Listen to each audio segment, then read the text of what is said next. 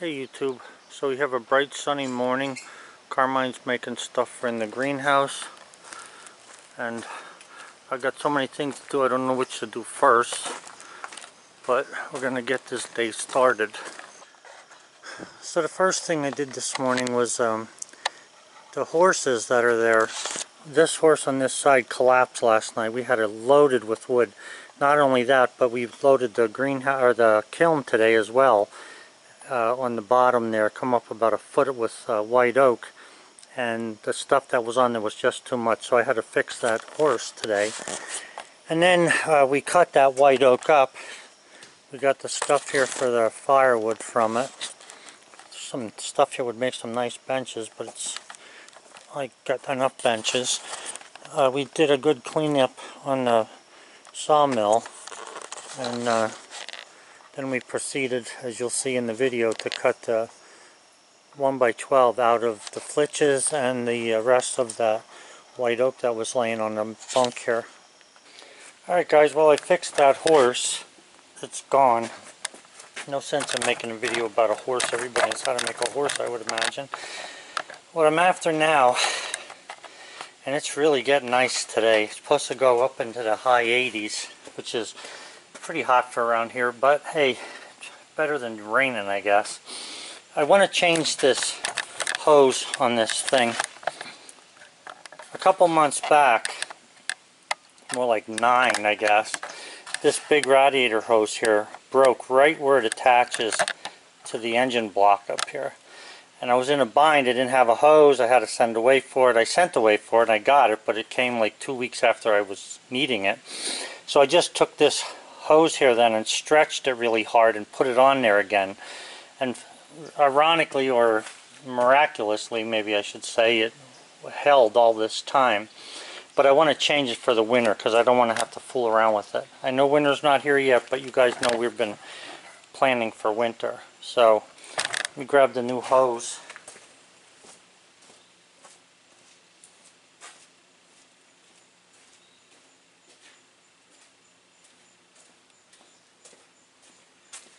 So anyway, I got the hose. It has a spring inside of it so it doesn't collapse, but that's what I'm going to put on here today. Carmine and my wife had to go away again for a little bit. He'll be back in a couple hours, I think. She's, I don't even know what they're doing. Shopping, probably. Anyway, I want to change that hose. I don't want to lose all the antifreeze because I put antifreeze in this thing just recently, so I want to try and salvage the antifreeze. So I'm going to get some containers and put them underneath the machine to catch that. Alright, well that's a job done. That's the new hose there.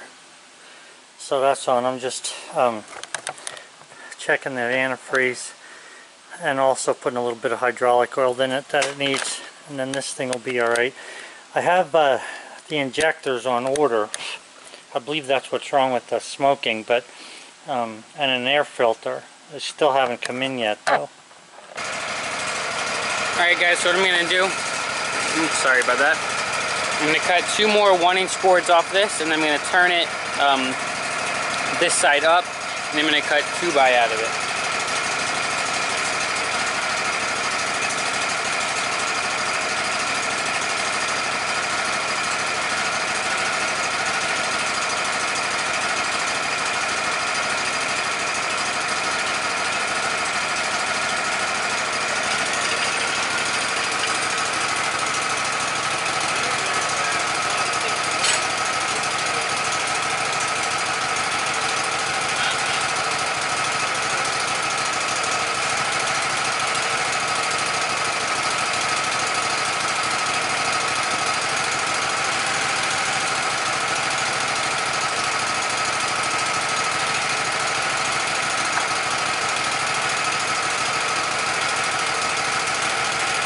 So give me 1 second. As you guys know, we had the one horse head broke over here, so we had to rebuild it. So now I got to move some of this so that the wood miser can come down and stuff. So just give me 1 second. Alright guys, so everything's moved now, so I'm going to get to the cutting.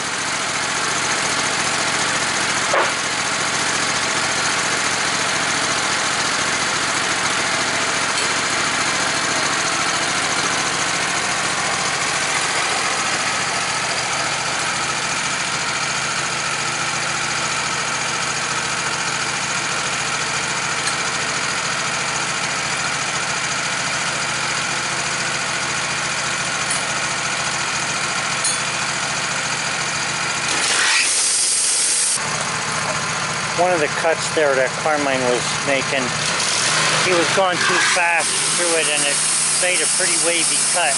So right now I'm going to cut 2x2s out of that because I need 2x2s to drive into the ground to hold the form.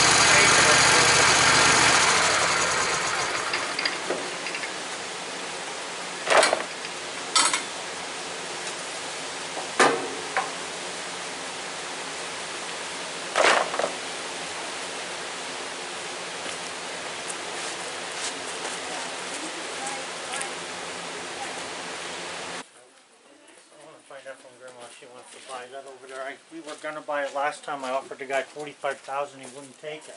Now this guy bought it and he can't afford to keep it. It's amazing.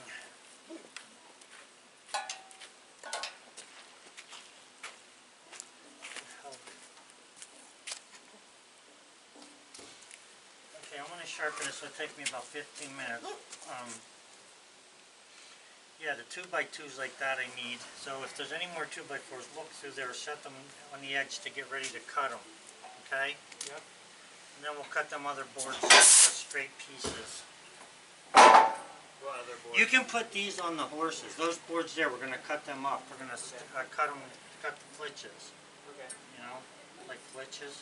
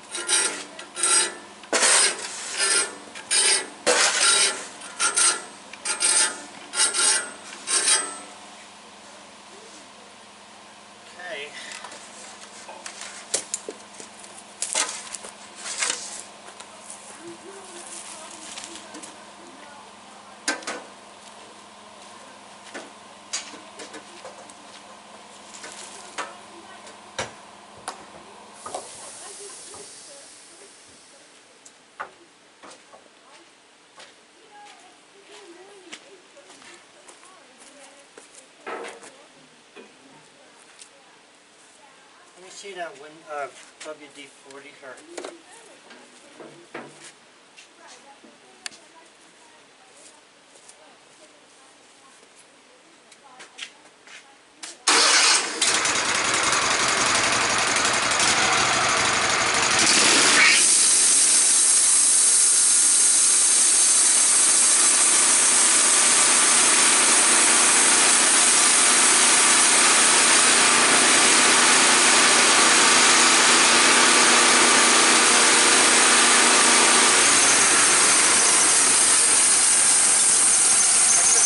the other day that this saw blade was dull, and when I sharpened it, it was cut 15 inches wide to the side of the blade. Factory.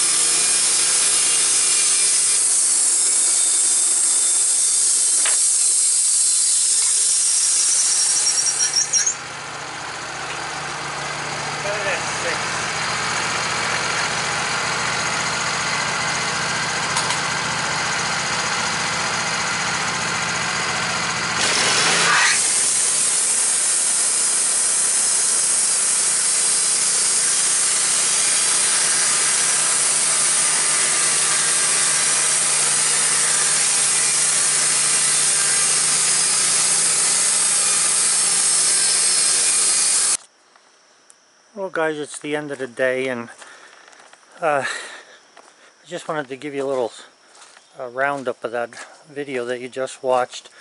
I don't normally do this, but I wanted to finish it in a different way. Anyway, what I wanted to say was, let me see if I could find one of these wavy boards he cut. Sometimes, here it is, you can see how, let me just set it up there, you can see how wavy that cut is on that board. Now here's what takes place. Now this isn't my guess or anything, this is a fact. When you push the saw blade through, especially something like white oak, if you notice, you'll see there's different kind of grains there. There were all kind of knots and stuff. I don't know if you can see the grain in there, but the grain's going one way, then it goes another way, then it goes another way. When you push the saw through something that's like that, and you're going too fast, once the saw starts to take off, whether it's uphill or downhill, you're committed, because especially if you don't stop, and this was the first time Carmine had a wavy cut, and he really didn't know what to do about it. He was watching the, sometimes when you watch where the blade comes out, you're not watching the whole cut, and I think that's what was happening to him. So anyway, he went through the whole board. It was a 6 foot long, cut through it, and it was a pretty bad cut. It was pretty wavy. The worst thing that happens here is once the blade takes off, like say it goes downhill like this right here, is that it hits the frame on the sawmill. And I'll show you what I mean by that. And I've showed other guys this, but I'll show you guys again. What happens is it hits the sawmill right there.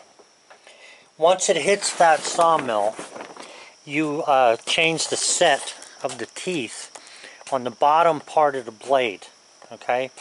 And once you change that, the blade's now not cutting straight, it's cutting erratic, and it gets worse and worse.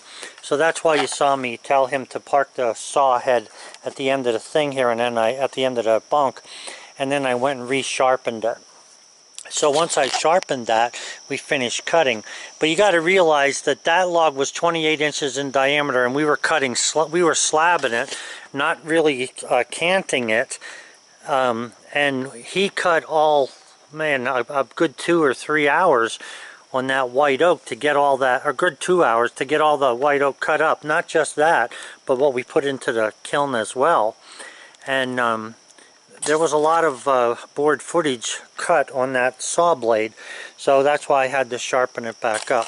So then once I sharpened it, we were getting all straight cuts again. Well guys, that's the end of the day. It's supposed to rain tomorrow. Right now it's blue, cloudy sky. We'll see what happens. Have a good one.